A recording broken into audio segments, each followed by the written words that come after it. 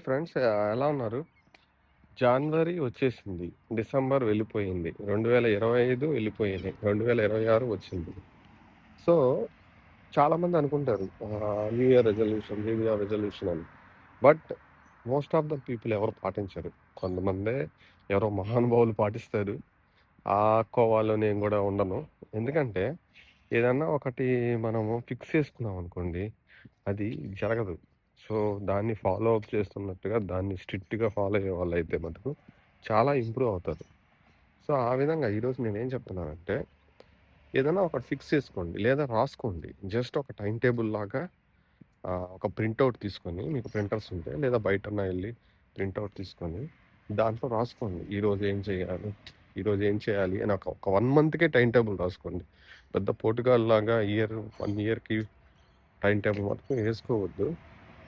So, అలా ఏసుకున్న తర్వాత ఏదైతే చేసేసారో ఆ రోజు నైట్ కూర్చొని దాన్ని టిక్ చేయించండి. ఈవెన్ మీరన్నా చేయొచ్చు, పిల్లలన్నా చేయొచ్చు, ఎవరన్నా చేయొచ్చనమాట. సో, అలా చేస్తే మనకి అలవాటుగా మారే అవకాశం ఉంది. దాన్ని గూడా ఇగ్నోర్ జేయొచ్చు. బట్ నేననుకోవడం ఏందంటే, నేనది ప్రాక్టికల్‌గా స్టార్ట్ చేద్దామని అనుకోని స్టార్ట్ చేశాను. బట్ అది ఎంత వరకు సక్సెస్ అవుద్దో నాకు తెలీదు. కానీ చాలా మందికి సక్సెస్ అవ్వచ్చు కదా! ట్రై చేస్తే పోయేదేముంది. సో, ఒక పని చేయండి. ఒక చార్ట్ క్రియేట్ చేసి, దాంట్లో ఎన్ని గంటలకు లేచారు? ఎన్ని గంటలకు పడుకున్నారు? సో, అది కూడా ఇంపార్టెంటే. ఎన్ని గంటలకు లేచి, ఎన్ని గంటలకు పడుకున్నారు? కొన్ని కొన్ని సార్లు మీరు లేట్‌గా లేసారనుకోండి, దాన్ని చూసిన తర్వాత అనిపిస్తది. మనం తొందరగా కూడా లేయొచ్చు అని. కొన్ని కొన్ని సార్లు తొందరగా పడుకోవాలనుకున్నప్పుడు లేట్‌గా పడుకున్నారనుకోండి, అప్పుడు అది కూడా మీకు పనికొస్తదనమాట. సో, ఈ రాయడం వల్ల మీకు మంచిదే అవుతుంది.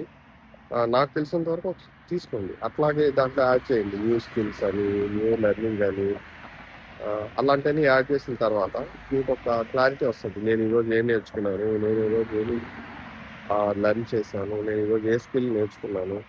ఇలాంటియన్నీ వస్తదనమాట. ఆ విధంగానే మనకి ఇప్పుడు ఎగ్జాంపుల్ ఇంగ్లీష్ నేర్చుకోవాలనుకున్నారనుకోండి.